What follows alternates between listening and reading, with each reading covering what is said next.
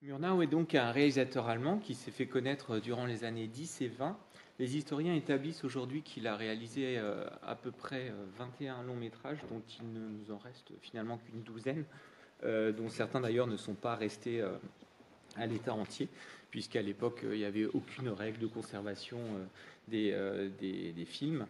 Et donc aujourd'hui on a à peu près la moitié de son œuvre.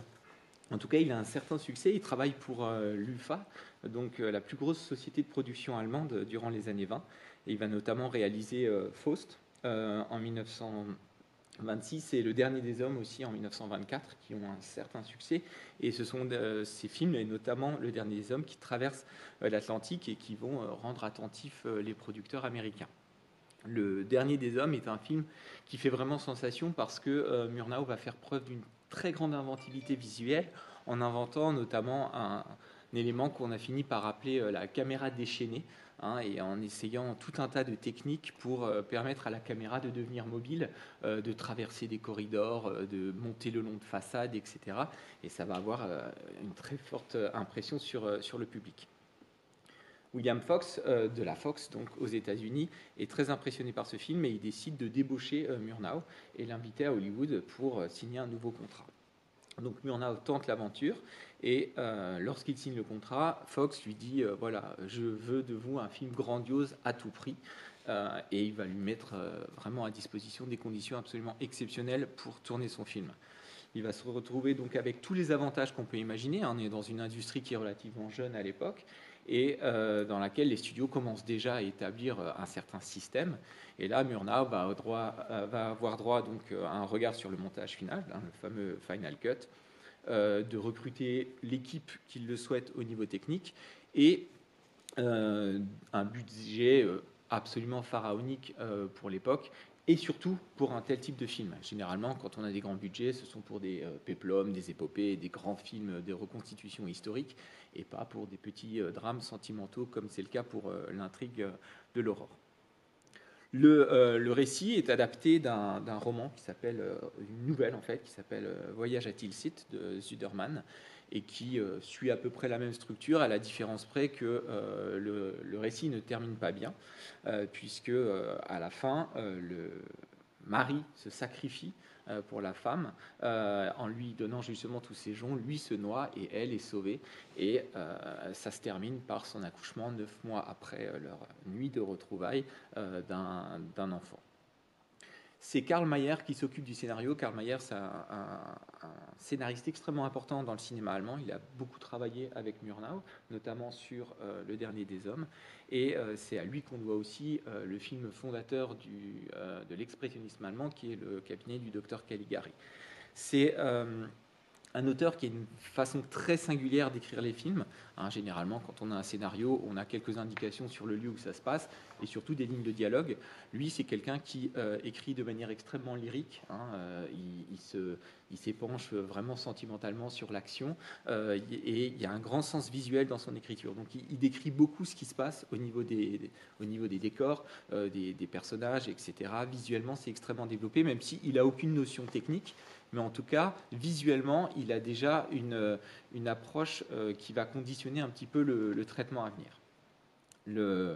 Il a d'ailleurs été dit à un certain moment que Murnau, finalement, n'était que le technicien qui mettait en place tout ce qu'avait décidé Karl Mayer, ce qui est faux, parce qu'on a retrouvé en réalité des scénarios annotés par Murnau lui-même qui ajoutent des éléments et qui va notamment s'occuper du découpage et de toute la dimension des lumières. Donc, il recrute toute une équipe avec beaucoup de collaborateurs allemands et il va faire équipe avec certains technicien américain, notamment pour ce qui est du travail de la photographie. Mais le chef décorateur est un Allemand avec lequel il a déjà beaucoup travaillé et qui va là aussi lui fournir des informations extrêmement précises sur tout ce qui va avoir trait à la lumière. Murnau, sur le plateau, se balade avec des croquis en permanence. Il sait exactement ce qu'il veut. Hein. Il en a parlé avec son chef décorateur, son chef opérateur. Et en fait, il ne regarde quasiment jamais dans la caméra parce que tout a été déterminé à l'avance et ils savent très précisément quel sera le rendu. Pour ce qui est quand même de l'équipe des acteurs, là, la Fox lui demande de recruter des acteurs américains et déjà connus. de manière à ce qu'il y ait quand même une attirance du public. Donc ce sera le cas pour George O'Brien, qui a déjà tourné notamment sous la direction de John Ford dans certains westerns, et Janet Gaynor, qui est déjà vraiment bien connue du public à ce moment-là, et qui aura une carrière très prestigieuse par la suite. Donc le tournage, c'est un tournage qui se passe dans les meilleures conditions possibles. L'avantage suprême, c'est que William Fox est dans ses bureaux à New York, donc il intervient très peu et il signe généralement des chèques. Et Murnau fait absolument ce qu'il veut. Tout est absolument reconstitué en studio, donc tout ce que vous voyez est à chaque fois construit. Il y a 2 mois de travail de construction pour les décors qui mobilisent 400 personnes. On va avoir un plateau absolument gigantesque avec 300 projecteurs, 7 caméras qui filment des foules qui vont jusqu'à 2000 figurants et des trams, plusieurs centaines de voitures, des bus à étages, etc. C'est vraiment quelque chose d'absolument colossal. Les exigences de Murnau sont quasiment tout le temps satisfaites.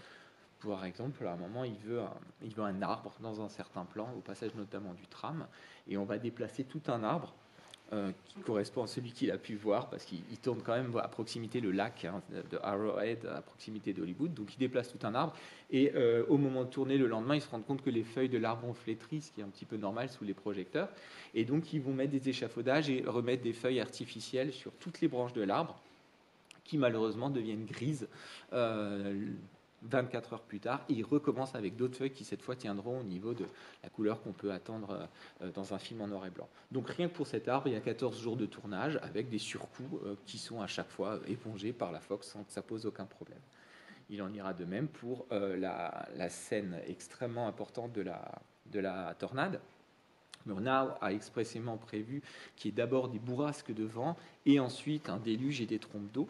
Et il y a une erreur technique au moment où il tourne, et c'est les trompes d'eau qui tombent d'abord.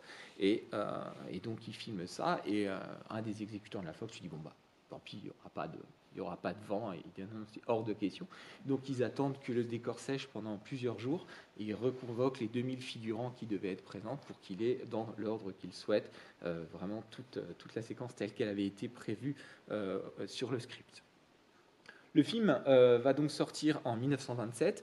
C'est l'un des premiers films, parce que c'est une grosse production, à être accompagné d'une bande sonore que vous avez entendue. On a à la fois de la musique, mais des effets sonores. On a même parfois des clameurs humaines. Et c'est une bande originale qui est enregistrée avec le film. Donc là, on est vraiment dans des innovations techniques propres à l'époque. Le film sort quelques jours avant Le fameux chanteur de jazz, qui, comme vous le savez, est le premier film parlant.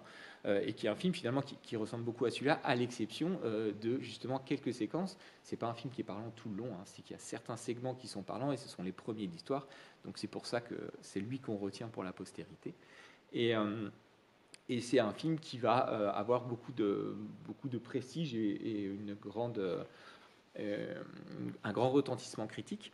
Et il va obtenir 3 Oscars. Donc c'est intéressant de mentionner les Oscars pour ce film, parce qu'en fait il s'avère la première cérémonie des Oscars de l'histoire qui a lieu en 1929, et donc il aura 3 Oscars, l'Oscar de la meilleure contribution artistique, de la meilleure photographie, et le premier Oscar dédié à une actrice, donc Janet Gaynor, qui pour l'occasion en fait est récompensée pour 3 films, parce que dans les premières moutures des cérémonies des Oscars, on prenait un acteur qui s'était illustré dans plusieurs films, et donc elle concourt pour L'Aurore, mais aussi 2 films très importants de Frank Borzaghi, qui sont L'Heure suprême et La fille de la rue, et L'Ange de la rue, pardon. Et donc c'est pour 3 films qu'elle obtient. Et elle a 22 ans seulement à l'époque, et jusqu'en 1986, ce sera la plus jeune actrice à avoir obtenu ce fameux trophée. C'est pas pour autant un succès en fait en salle. Le film ne rentre pas dans ses frais. L'Amérique profonde est pas très encline à voir ce raffinement esthétique et puis cette morale un petit peu ambiguë. Et donc le budget n'est pas du tout équilibré, ce qui fait que la suite de la carrière de Murnau ne ressemblera pas du tout à ses débuts. Il va devoir rendre des comptes, il va plus avoir le final cut, et ses conditions de tournage vont être de plus en plus pénibles, et il finira par renier certains des films qui seront terminés par d'autres, qui seront réécrits, et il finit par rompre son contrat en 1930 et à s'enfuir à Tahiti pour tourner un film qui lui corresponde, avec Robert Flaherty, qui est connu pour avoir fait l'un des premiers longs métrages documentaires qui s'appelle Nanook Lestingo en 1922. Et là, il fait un film complètement solaire qui lui appartient totalement, qui s'appelle Tabou. et dont il connaîtra à peine la destinée puisqu'il meurt dans un accident de voiture en 1931 à l'âge de 42 ans. Et donc dans une espèce de carrière qui finalement aurait pu aller beaucoup plus loin et notamment aborder cette fameuse question du parlant. Le film, en plus, disparaît, le négatif original, dans l'incendie d'un entrepôt de la Fox dans les années 30. Et donc, il y a eu un très long travail de reconstitution, comme ça arrive des fois, où on va dans les cinémathèques du monde entier pour retrouver les copies les plus proches de l'original. Et on reconstitue comme ça un film qui est restauré pour qu'on puisse encore aujourd'hui en avoir la trace. Aujourd'hui, c'est un film qui est un immense classique dans les fameux classements qu'on peut avoir, notamment le classement Sight and Sound, où on compile tous les top 10 de tous les grands cinéastes et grands critiques actuels. Donc le dernier datant de 2012, normalement c'est tous les 10 ans, il devrait y avoir un nouveau classement en 2022, mais en tout cas en 2012, il était classé 5e sur les 100 plus grands films de tous les temps. La première chose qu'on peut dire concernant ce film, sur les éléments un peu qui font sa singularité, c'est qu'évidemment, et c'est annoncé dès son titre, c'est un film qui se présente comme une sorte de fable universelle. Le sous-titre américain, c'est A Song of Two Humans, et vous l'avez vu dans le carton initial, on vous annonce que cette histoire, elle est valable tout le temps, elle concerne à peu près tout le monde, et elle évoque la vie qui peut parfois être amère, parfois douce. Et donc il y a dès le départ une volonté de ne pas proposer un ancrage dans une époque ou dans un lieu déterminé. C'est assez intéressant parce que justement on a une dimension internationale d'un auteur qui appartient à un mouvement particulier, à un cinéma, une esthétique marquée, celle de l'Allemagne, et qui en arrivant aux États-Unis ne va pas jouer la carte de la fascination pour la ville à l'américaine, pour le fameux Nouveau Monde. Au contraire, il va vous proposer un récit dans lequel l'homme et la femme n'ont pas de prénom. Ce n'est pas le cas dans le scénario original qui est adapté justement de la nouvelle où ils sont nommés, mais en tout cas, on le voit même dans le générique, c'est The Man, His Wife, et ça s'arrête là. De la même façon, le village dans lequel ils évoluent n'a pas grand-chose à voir avec les villes américaines du début du XXe siècle. Au contraire, on est plus dans un village à l'européenne, l'Europe du Nord, et la ville elle-même est une ville qui est une ville factice, une ville de fabrication, une ville fantasmatique. De la même manière, il y a beaucoup d'éléments dans le film qui renvoient à l'univers du conte, avec des éléments qui paraissent presque magiques, des apparitions, des superpositions. Ce tram qui arrive dans la forêt devant le lac semble vraiment surgir de nulle part, il n'y a absolument aucune cohérence, de la même façon que lorsqu'il marche au milieu des voitures, que des éléments apparaissent, des enjeux, etc. On est dans une visualisation qui est vraiment proche de l'univers féerique, mais qui reste toujours au niveau strictement visuel. C'est ça qui est intéressant. Le précédent film de Murnau, qui est donc Faust, qui est vraiment un film absolument sublime que j'espère montrer ici un jour, est un film qui, pour le coup, aborde la question mythologique, la question surnaturelle, de manière frontale et extraordinaire d'un point de vue justement du cinéma expressionniste. Ici, rien de tel, on est dans une histoire extrêmement banale, très quotidienne, et toute la fantasmagorie sera extrêmement symbolique et jamais surnaturel dans la construction du récit. Parce que c'est un film qui, justement, va vraiment travailler cette question de l'esthétique. Il faut un peu recadrer les choses. À la fin des années 20, le cinéma américain commence à vraiment mettre en place une esthétique qui lui est propre. Au début des années 10, enfin au milieu des années 10, on a le grand cinéaste qui est Griffith, qui a mis en place la narration du véritable long métrage, avec notamment toute la question du montage. Le montage alterné, le récit au long cours, et il met en place ce qu'on appelle la syntaxe, la grammaire du cinéma. Parallèlement, dans les mêmes années, vous avez en Allemagne l'expressionnisme et ce qu'on appelle aussi le Kammerspiel, les drames un peu de chambre dans le cinéma danois ou allemand, dont fait partie Murnau. Et vous avez évidemment le cinéma soviétique avec Eisenstein et Tsigavertov avec un montage incroyable, ultra formaliste, qui ne cesse d'exhiber la forme. Les Américains, eux, sont déjà en train de mettre en place ce qui deviendra vraiment leur marque de fabrique avec l'âge d'or des années 40 et 50, c'est-à-dire un montage invisible, une forme qui s'efface au profit du récit et qui vraiment va essayer de mettre en place une esthétique qui est entièrement rivée pour que le récit fonctionne et pour que le spectateur s'immerge. Et c'est déjà en vigueur à la fin des années 20. Murnau, quand il arrive, il propose quelque chose de totalement différent. Et c'est ce que veut Fox, d'ailleurs, et c'est ce qu'il lui demande. Ça explique cette séquence d'ouverture qu'on a, dans laquelle on voit une espèce d'image de prospectus de touristes qui soudain s'anime et va donner lieu à une séquence d'ouverture où vous allez avoir des diagonales, des incrustations, des transparences, des éléments extrêmement euphorisants qui vont montrer justement toute la palette du réalisateur qui propose quelque chose de nouveau et quelque chose qui suscite vraiment l'enthousiasme des spectateurs. Donc cette dimension visuelle, elle va aussi expliquer le fait qu'on est dans un film où on va réduire le plus possible les intertitres. La Fox en a demandé certains pour maintenir une explication, mais si Karl Mayer et Murnau s'étaient écoutés, ils en auraient enlevé quasiment la totalité. Et même quand ils les emploient, il y a un travail assez littéraire et visuel, notamment cette fameuse image est-ce qu'elle pourrait se noyer, où on voit les lettres qui elles-mêmes se noient, et qui d'ailleurs, vous l'avez remarqué à la fin, mais le finis a l'air d'être justement un mouvement inverse, où ça se reconstitue, et on voit qu'on est vraiment dans la reconstruction, et on apporte une réponse à cette volonté-là, justement du côté de la mort et de la destruction. Donc, il y a aussi évidemment toute la question du son. Le film est sonore, il y a certains éléments qui sont ajoutés et qui, pour le coup, ne sont pas vraiment du fait de Murnau. Murnau est devenu quelqu'un qui est expert dans la visualisation, et si on regarde un certain nombre de séquences, on voit que c'est quelqu'un qui sait filmer le son. C'est d'ailleurs assez étrange, les très belles scènes où il appelle sa femme à la fin.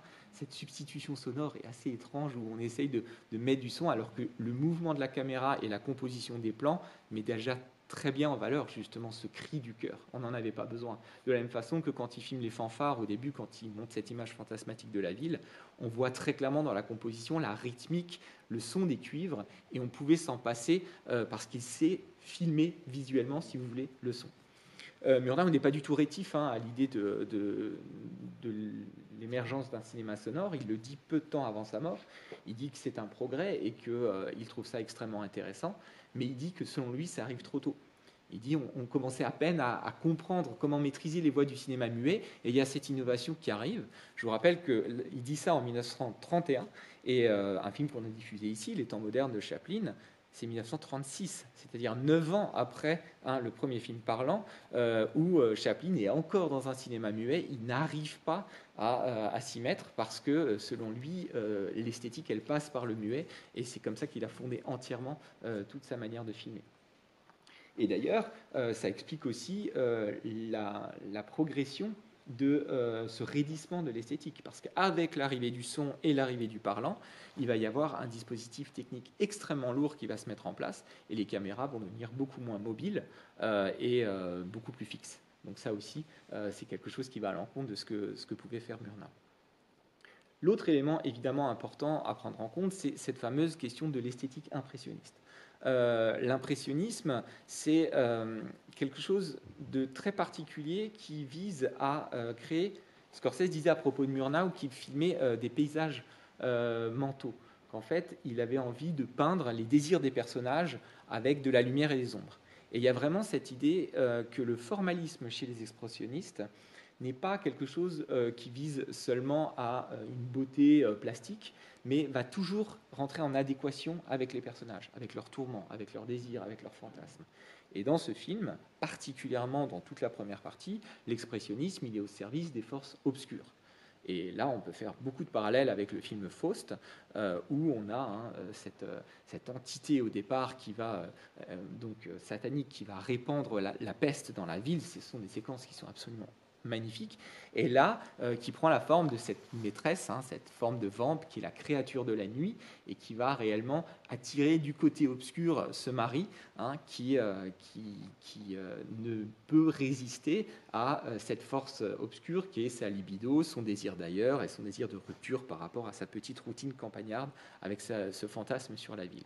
Et la manière dont elle évolue au départ dans les rues, c'est la créature de la nuit. On voit les chaumières éclairées de l'intérieur pour créer un contraste, et auquel on aura encore une réponse à la fin. Le film est vraiment très clairement à chaque fois divisé en deux temps, puisqu'à la fin, c'est elle qui est à l'intérieur et elle voit les lumières à l'extérieur pour sauver la femme, et elle veut justement même tapis sur l'arbre. On a l'impression que c'est vraiment une espèce de panthère qui attend de pouvoir surgir, et donc tout ce motif de la possession, du fantasme et du côté de la noirceur, eh bien, alimente toute cette esthétique.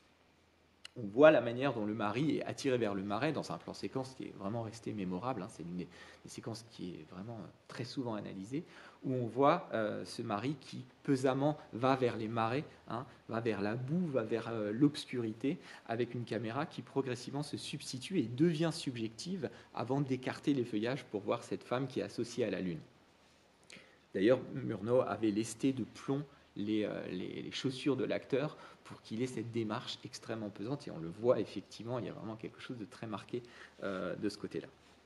Cette créature de la nuit, c'est celle aussi qui lui promet un ailleurs fantasmatique en faisant la projection de cette ville sur la nuit, et c'est là une très belle mise en abîme. On a l'impression de voir une sorte de d'invention du drive-in, hein, où ils sont allongés comme ça et ils voient cette ville incroyable qui est une promesse évidemment de facticité, de divertissement, et elle qui se trémousse de manière assez diabolique pour l'attirer évidemment vers cet ailleurs et le faire commettre ce meurtre. Paradoxalement, la ville ne sera pas du tout associée à ça. Et ça, c'est le premier écart que fait le récit par rapport à ce qu'on pouvait penser, c'est que la ville va être en réalité un motif solaire, un motif festif qui va permettre une parenthèse enchantée durant laquelle le couple va se retrouver. Hein, c'est après un petit temps d'adaptation, avant que les amants ne se sourient de nouveau, enfin pas les amants, mais les époux, on va avoir une ville qui va être là aussi le côté solaire de l'expressionnisme, avec un décor absolument plantureux, fascinant, dans lequel les deux époux vont être comme des enfants totalement émerveillés. Il y a une ambivalence parce qu'ils sont aussi assez perdus. Hein, on voit qu'ils ont du mal à occuper cet espace, qu'ils ne le comprennent pas, qu'ils le craignent. Et tout le travail sur la construction des espaces fonctionne sur des profondeurs absolument vertigineuses. Vous avez des parois vitrées, vous avez un travail de démesure qu'on a déjà dans la chaumière, où les sols sont penchés de manière excessive, de manière à justement exacerber un petit peu ce sentiment de vertige, ces espaces. Et la construction des décors, de ce point de vue-là, a été extrêmement coûteuse et très précise. Ils ont d'ailleurs convoqué dans certaines scènes de danse des personnes de petite taille pour aller dans les derniers rangs, de manière à encore donner l'impression qu'ils étaient plus petits, pour pouvoir justement exacerber cette profondeur de champ. Hein, quand on a cette espèce de soleil comme ça, rotatif, artificiel, et cette entrée avec la grue de la caméra qui rentre dans la ville, on est vraiment dans un lieu qui peut renvoyer à Métropolis, hein, notamment de Fritz Lang, sauf que justement Métropolis c'est un enfer, alors que là on est dans une ville festive et que les époux vont se réapproprier. Et on a quelque chose qui va leur permettre une sorte de respiration et de voir un monde merveilleux, qui est merveilleux pour les spectateurs, mais qui l'est peut-être d'autant plus que justement il accompagne la renaissance du couple. Parce que tout ce parcours se fait évidemment dans une logique de reconstruction.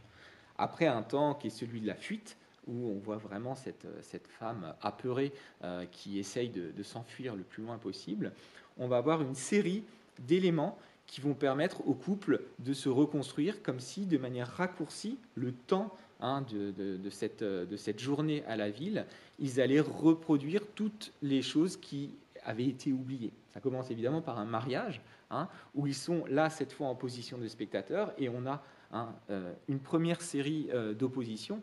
Il était avec sa maîtresse en train d'assister en tant que spectateur au spectacle de la ville. Là, il est avec son épouse en train d'assister à ce spectacle d'un mariage, et il intègre tout ce qui s'y dit et reprend les vœux pour son épouse, à qui il demande pardon.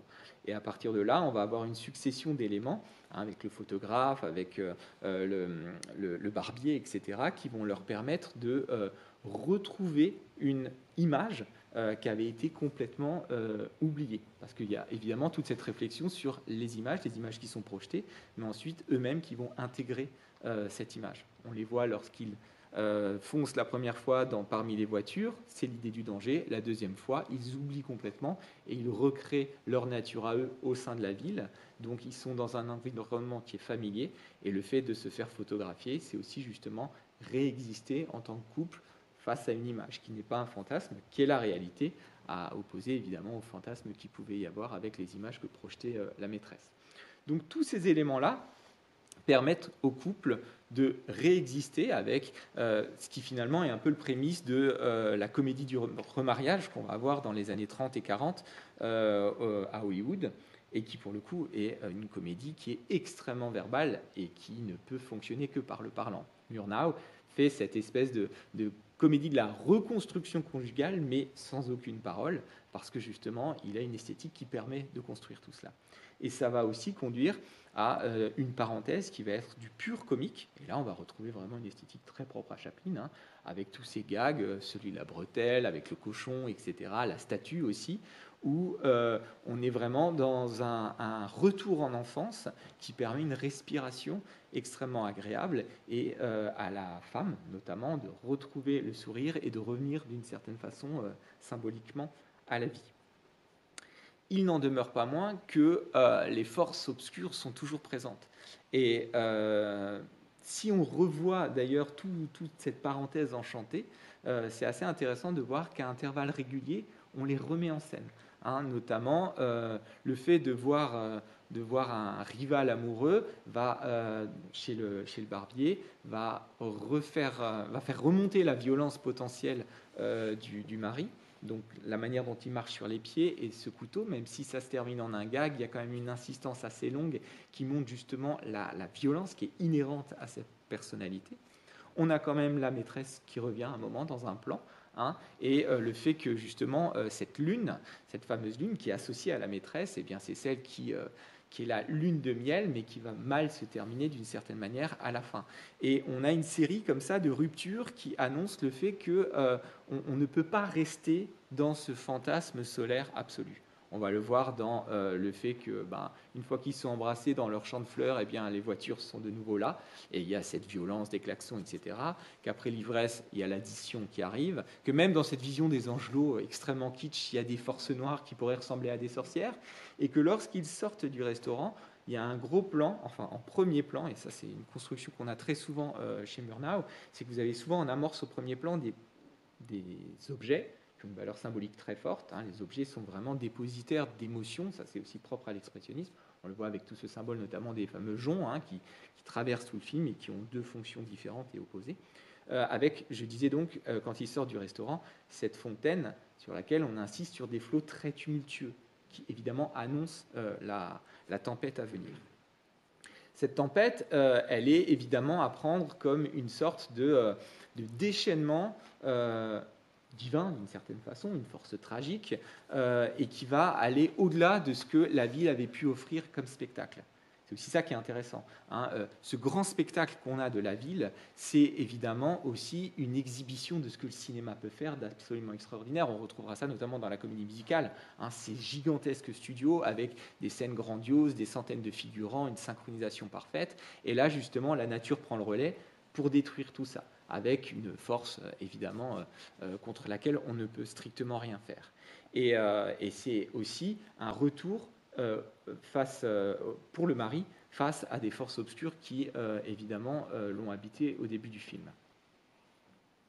Ce lac a été le théâtre de cette tentative de meurtre, et on pourrait faire un parallèle assez intéressant avec un motif littéraire qui est celui du lac de Lamartine. Le lac de Lamartine, c'est ce fameux poème romantique au cours duquel Alphonse de Lamartine revient au bord d'un lac où il a vécu une idylle avec une jeune femme qui est morte entre-temps, et donc ce lac, c'est le reflet de son idylle amoureuse. Ici, c'est exactement l'inverse. Le lac, c'est le reflet de cette pulsion meurtrière. Et c'est le retour sur le lac implique justement de revenir à ce qui s'est passé et de devoir s'y confronter. Et on a donc cette nécessaire épreuve où le mari va devoir retrouver quelque chose qui a été fui, puisque la femme fuyait, il l'a poursuivie, elle l'a pardonné, mais il va falloir quand même à un moment composer avec évidemment ce retournement tragique qui fait que cette fois, elle peut effectivement être victime de noyade, sauf que ça n'est pas volontaire de sa part, et que la douleur qu'il va ressentir au fait qu'elle puisse être morte sera d'autant plus grande qu'il avait réappris à l'aimer entre-temps. Donc cette leçon extrêmement violente lui permet aussi d'affronter la personne qu'il a été et ce qu'il a été sur le point de faire. Raison pour laquelle on voit très souvent, durant cette recherche et le possible apprentissage du deuil, cette maîtresse qui revient et qui vient donner du sens à cet accident qui aurait pu être celui qui avait été prévu initialement. Et à partir de là, on a évidemment ce happy end. Bien entendu, c'est un happy end qui est souhaité par la Fox, mais qui pose aucun problème à Murnau. Murnau n'a pas de souci avec l'idée de finir ses récits de manière heureuse, dans notamment son avant-dernier film, Le Dernier des Hommes, qui est l'histoire d'un réceptionniste dans un hôtel qui est licencié parce qu'il est trop vieux. Il finit dans l'un des derniers plans, il est dans une misère absolue, il est dans la rue, plus personne ne veut de lui. Et il y a un carton, 3 minutes avant la fin, qui dit oui, l'auteur n'a pas quand même pu se résoudre à une fin aussi misérable et il a imaginé un dénouement improbable. Et ensuite, on le voit qui croise un vieux milliardaire, il le sauve parce qu'il tombe, et l'autre lui donne des millions et il finit heureux. Voilà. Et donc, Murnau, ça lui pose aucun problème, ce genre de convention, parce que c'est pas là qu'est l'essentiel. Et dans le film, il y a la même idée. Ce n'est pas parce qu'on a un dénouement heureux qu'on a tout oublié, parce que justement, le dénouement heureux, il se fait à partir du moment où ils s'embrassent très heureux dans la ville. Et là, ça aurait pu être un dénouement du déni, si vous voulez, qui consiste à dire « bon, c'est bon, voilà, elle a pardonné ». Et c'est ça qui est intéressant, c'est que dans le film, finalement, on a eu tendance à faire quelques lectures en disant que tout de même, voilà, on a une tentative de féminicide. Cette scène dans la barque est extrêmement violente. Elle peut être aussi vue, certains l'ont vue comme symboliquement aussi une sorte d'illustration de ce que peut être le viol conjugal. Et ensuite, voilà, il suffit qu'il fasse 2-3 sourires, qu'il pleure un peu et il est pardonné. C'est montrer la femme d'une manière assez passive et à mon sens, ce n'est pas le cas dans le film. Ce qui est très intéressant, c'est que autant nous voyons cet homme qui doit composer avec les forces obscures de la nuit, autant on va voir cette femme qui va elle aussi avoir son propre parcours. Si on revient au début, l'épouse est une femme extrêmement figée, sous sa perruque extrêmement raide, qui d'ailleurs a choqué le public à l'époque, le public américain qui connaissait Janet Gaynor et sa splendide chevelure. Ils étaient très frustrés de l'avoir affublée d'une perruque blonde aussi justement raide, et qui est dans son petit costume de paysanne, et qui, à part son visage, qui est un visage très émouvant, n'est rien d'autre qu'un costume et qu'une fonction. Vous remarquerez d'ailleurs que dans le fantasme qu'on voit à 2 reprises de meurtre, c'est un mannequin qui tombe, et c'est pareil. Murnau ne s'embarrasse pas de nous donner l'illusion du vrai. C'est nous montrer aussi la manière dont le mari considère cette femme. C'est une sorte de pantin inerte qui est un poids dans sa vie par rapport à des pulsions sexuelles ou une volonté de briser sa routine, et elle n'existe pas en tant que personne. On le voit aussi dans Les lits séparés, où elle est toute droite sous sa couverture, et où on a vraiment le sentiment que le fagot de jonc qu'il a mis en place est une espèce de substitut à ce corps extrêmement raide. Donc il y a vraiment toute une thématique qui montre une femme qui n'existe pas en tant que femme, et qui progressivement va attirer l'homme du côté solaire. Parce que si on regarde toute la dynamique du film, c'est lui qui ne cesse de la suivre. Autant il était possédé par la vampe, il allait vers elle irrémédiablement, autant elle le fuit et elle l'attire vers la lumière en permanence. Et il va commencer à la revoir à partir du moment où il se rend compte que d'autres hommes la regardent, qu'elle est désirable. Et on va vraiment beaucoup jouer sur cette notion-là, et on va la voir qui progressivement s'émancipe, et à de très nombreuses reprises, notamment lors de la séance du photographe, c'est elle qui l'embrasse. Donc elle prend des initiatives, elle sourit, elle est mutine, elle est joueuse, et elle va avoir de plus en plus d'ascendant sur lui, mais un ascendant évidemment très positif. La scène notamment de la danse paysanne, Lui, il n'a absolument pas envie de le faire. Il sent le regard des gens de la ville qui sont un peu moqueurs et qui ont envie de s'amuser. Elle assume parfaitement et depuis longtemps, elle lui demande de danser. C'est elle qui initie cette fusion des corps. Et lorsque justement il a un retour de violence face à quelqu'un qui insiste un peu, c'est elle qui l'apaise et qui le fait réellement danser. Donc toute cette thématique de la danse, de la musique, fait d'elle un personnage qui se libère de plus en plus et qui va vraiment le réinitier à un amour qui sera un amour solaire. Et à la fin, elle a les cheveux dénoués. Dans 2 images, la première qui semble être vraiment celle d'une Madone, hein, avec cette capuche, et la dernière qui est celle vraiment d'une épouse offerte, avec l'enfant à côté, mais qui fusionne avec une sorte de soleil qui est l'image finale. Et très clairement, on voit la manière dont ce mari a dû traverser voilà, l'obscurité et s'y confronter, l'assumer pour pouvoir arriver à une forme de rédemption. Et cette rédemption, elle est arrivée par cette femme qui a toujours été un solaire et qui a réussi à l'entraîner à sa suite vers le début d'une nouvelle vie qui sera matérialisée par l'aurore finale. Merci de votre attention.